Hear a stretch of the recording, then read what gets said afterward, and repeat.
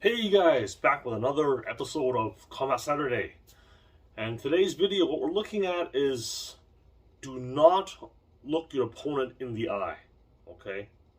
One of the scenes in the original Karate Kid films was Mr. Miyagi says to Daniel, always look eye, and he says like that. And actually that's a mistake, okay? Because if you always look at someone in the eye, you tend to get tunnel vision, and you focus on that and you're not seeing everything else, so it's very easy to get leg kicked or whatever. Okay, you need to look at the center of mass, which is basically around this general area.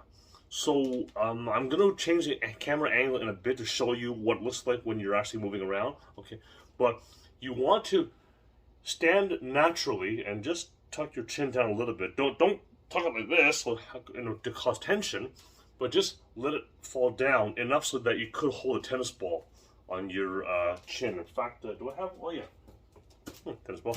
Okay. See, so here, just gonna hold a tennis ball here.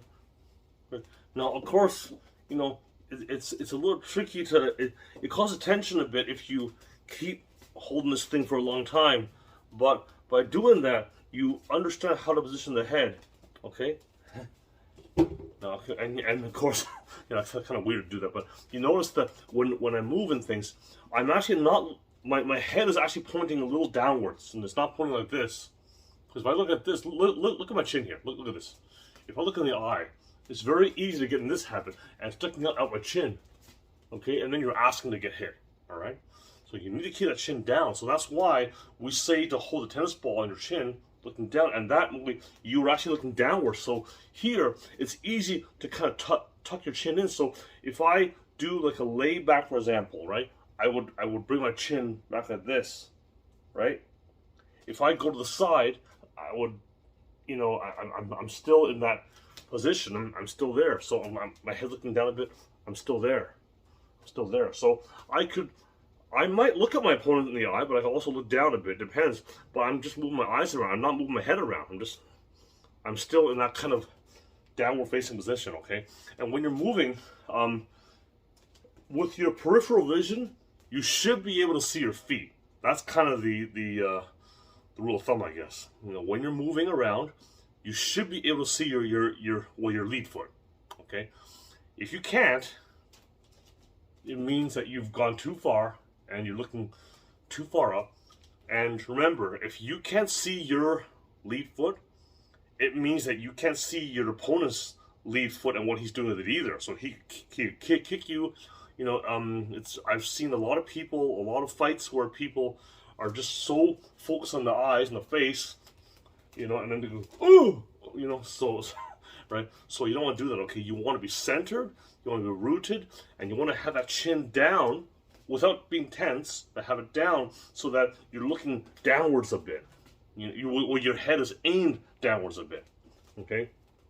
So remember something is that when you're looking at this area here, okay, you can see everything. Okay, I'm looking here. I'm gonna look at my dummy here from here. Okay, imagine this is my opponent. Okay, right there.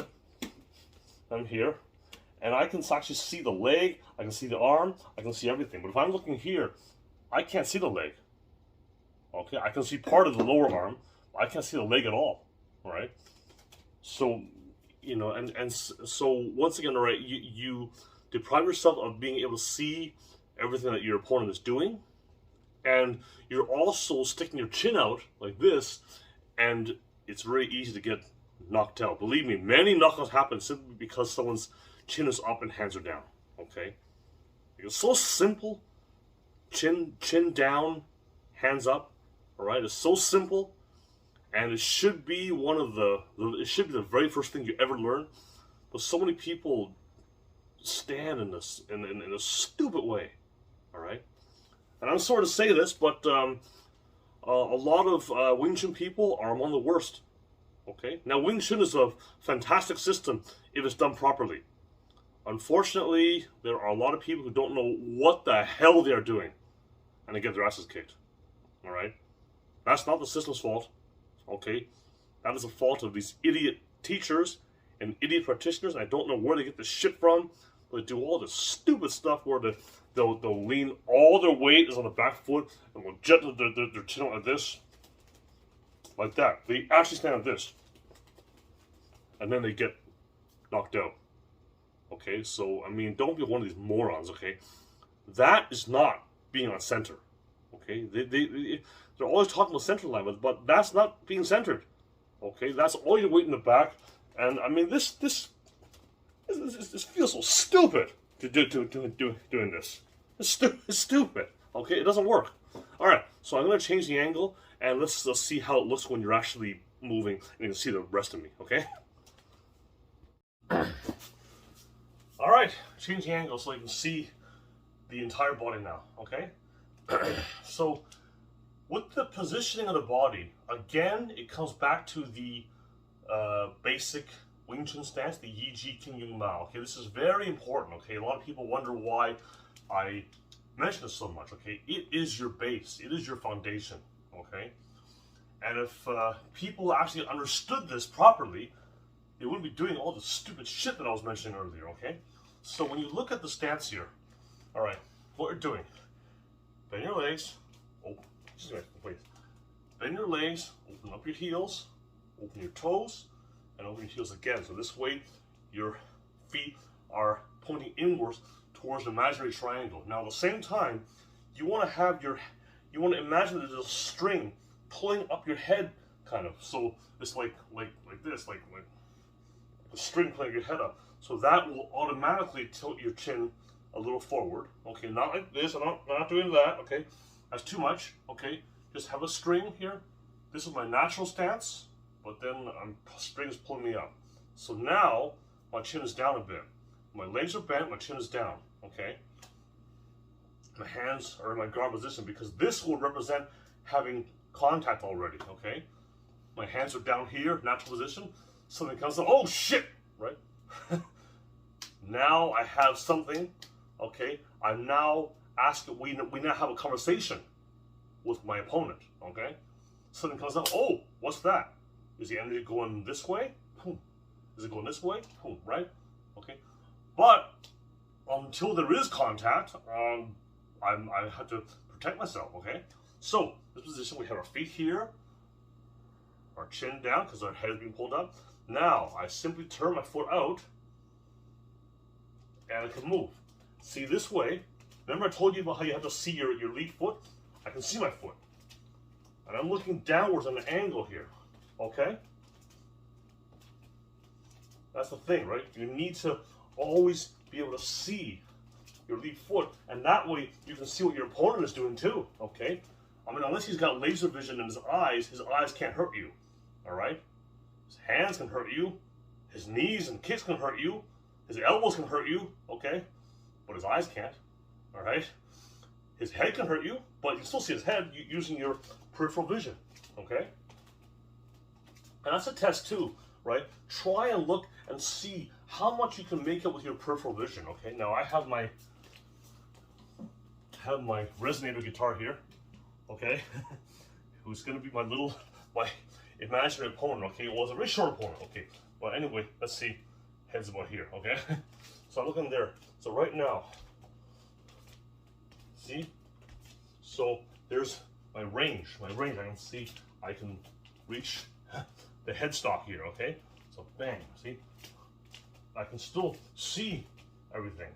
You know, maybe not really clearly. I mean, I might not be able to see the details of my resonator plate here, but I can still see enough where if I were to see a kick coming in or something like that, I could make it out. But if I'm always looking at the eye, look what happens to my chin. If you want to go, you see, it's not going to work. All right? So that's the way you want to move, and just, you know, always maintain that position, okay? But, and this is good, this is a tricky part, okay? Maintain a position, but don't be so rigid and tense that you don't have free movement. Okay, so if I'm here and I'm, okay, this is like a beginner level drill. When I'm moving around, trying to keep that position, okay? But you can also move the body as well, right? Yeah, I can go side to side. I can come in. I can change my height, right? Here, turn here, boom, right? You know you have to have the looseness and freedom to move around, okay? But just remember the basic position. You have to keep that chin down and the hands basically up, okay? And then you'll be all right, okay? So that's like a basic forwards and backward stepping, okay? So we'll do, you know, we have shapes that we should like to use in the center line boxing fighting, okay? We're gonna do like a box, okay? So 1, 2, 3, 4, right? Okay, 1, 2, 3, 4. See, a little bit of movement with the torso. 1, 2, 3, 4. A little bit of movement, okay? That's a box. And then with a triangle, what we're going to do is we're going to come in here. So I'm starting at the base of the triangle, stepping towards the tip of the triangle. And always, you know, it's just feeling that center.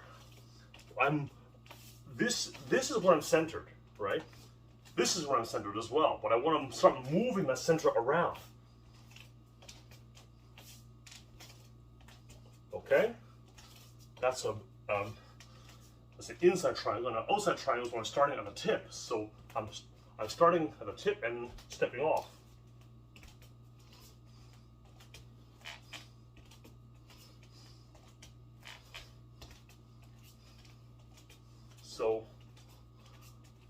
So if I were to step off at an angle, I could bang, right? Step off, bang, boom, right? So someone's here, right? Step off at an angle, right? Body shot, head hook, something like that, okay? But, so those are the basic footwork to work on. The box and the triangle. We also have circle and straight line, and we have pivots, okay? But the box and the triangle, that's how you would, you know, attack, enter, step off line, very important, okay?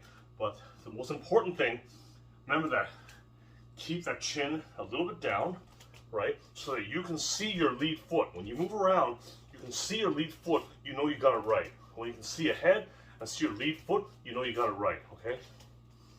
But if you get to the point where you can no longer see your lead foot, yeah, it's wrong. Because I'm looking straight ahead, my chin's out, this sucks, okay? Keep your chin down and go. Okay?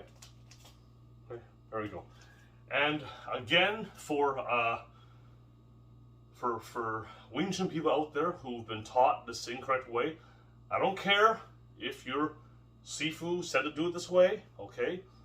You cannot fool, you cannot violate biomechanics, all right?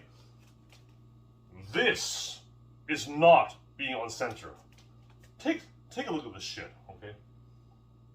How the hell is this centered, okay?